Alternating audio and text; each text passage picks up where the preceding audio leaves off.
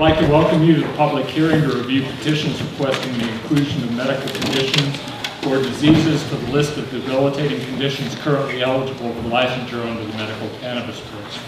I'm Steve Jennison. I'm the chair of the Medical Advisory Board, and I'll be managing the hearing today. DOH Assistant General Counsel Chris Woodward will be advising the department in this proceeding. This proceeding is being held in accordance with the Lynn and Aaron Compassionate Use Act, Sections 26-2B-1 through -7 NMSA 1978, and regulations at NMAC Chapter 7, Title 7, Chapter 34, Part 2. First of all, the program is going to give an update on the medical cannabis program, and after that we'll be hearing petitions.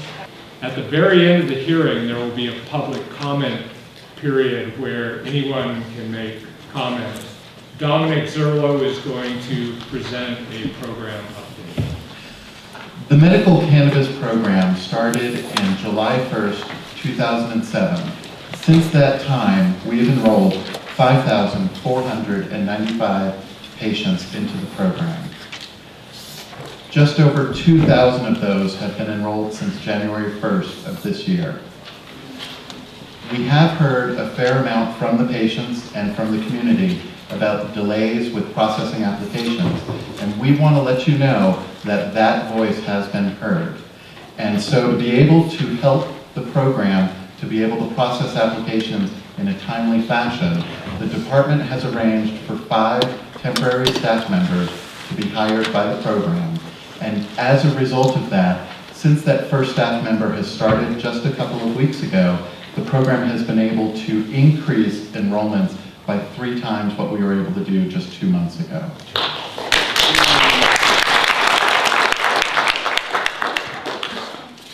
So first thing I'd like to do is thank everybody for basically helping us to be able to help you. I think that's very important. And for those of you who have gotten the brief summary, you can actually see month by month how many patients have been enrolled in the program. And you can actually see that we've had 2,000, just over 2,000, since January 1. And that's a significant amount of patients. The second page of that simply shows the graphical representation, both by each month and the cumulative amount. And currently we have 4,310 active patients in the program. And the number of inactive patients, by the way, has dropped by about 200 in just the last month. The top 5 conditions for patient enrollment, currently PTSD with 1,854 patients enrolled, chronic pain with 1,355, cancer at 599, painful peripheral neuropathy at 396, and HIV or AIDS at 241. The number of patients who have a license to produce medical cannabis for themselves, also known as a personal production license, or since we work in government, we always have to have acronyms, PPLs. And at the current time, we are at 2,344 patients who have a license to be able to produce for themselves. There are 25 licensed nonprofit producers, and I'm not going to go through all the data on this. I'm going to focus mostly on the yield rates. Right now, as of the July to September quarterly reports, which we had just received, we are now at 120,000 grams, which translates to 4,300 ounces produced in the last quarter. And the amount of medical cannabis that was sold was at 104,000 grams, or 3,720 ounces. Average yield per plant right now is at 99.93 grams, or 3.57 ounces. And the average price per gram, and this is something that I know that has been a continual question on the side of patients, I'm very, very happy to be able to say that just in April to June, the price per gram averaged out across the board was at $14.22. That includes all delivery fees, taxes, anything else that there may have been in that cost. It is now down to $11.75. That's a 17% reduction just in 1 quarter. So thank you very much to the producers who are working very hard at trying to reduce those prices to be able to make it as affordable as possible for the patients. And the other thing that I just wanted to mention is that in the last quarter, the amount of taxes that have been collected based on the sale of medical cannabis runs just under $81,000 for the quarter. So once again, thank you to everybody. And other than if the Medical Advisory Board has any questions, that'll be all for me. Yeah, I have a question. There has been a lot going on recently in a couple of states, California and Colorado most notably, with regard to a difference of opinion between the federal government and those states with regard to the production of medical cannabis. And part of that seems to be that the federal government does not believe that production in those states is specifically for medical cannabis, but is being diverted to the illicit market. So given that there is that sort of oversight, if you will, by the federal government, what is the program doing with regard to oversight of producers in New Mexico in order to make it less likely that we would receive the same sort of scrutiny that those states have received? There's actually several things that we continue to do.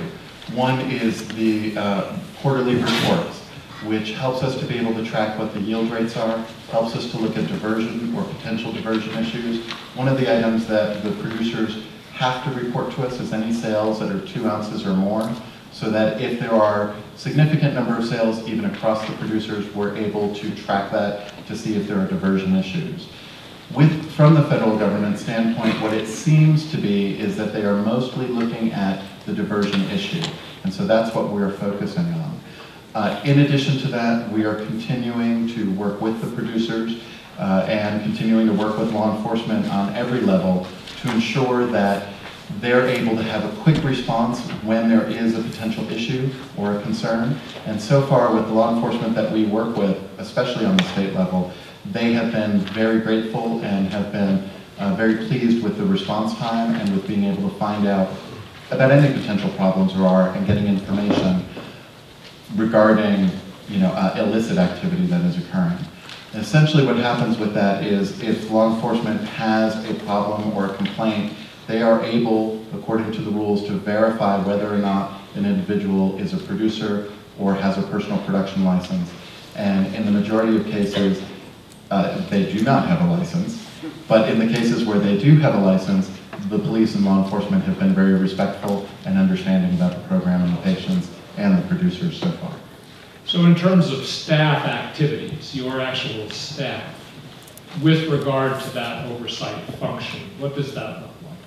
We try to do site visits with the producers as often as we can, and we actually have that where we're planning it about every 6 weeks where we're going out and doing site visits with a variety of producers, partly based on geography, depends how many we're able to do. About a month and a half ago, we actually visited 7 different producers in order to see what their operations are like, what's happening, make sure they're within the requirements and within the limits, and we continue to do that, and will continue to do that.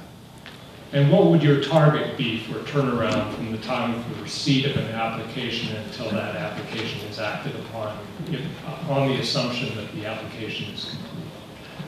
The hope is that we can get back to the situation we were at just a few months ago, where applications were processed within 1 to 2 weeks of receipt.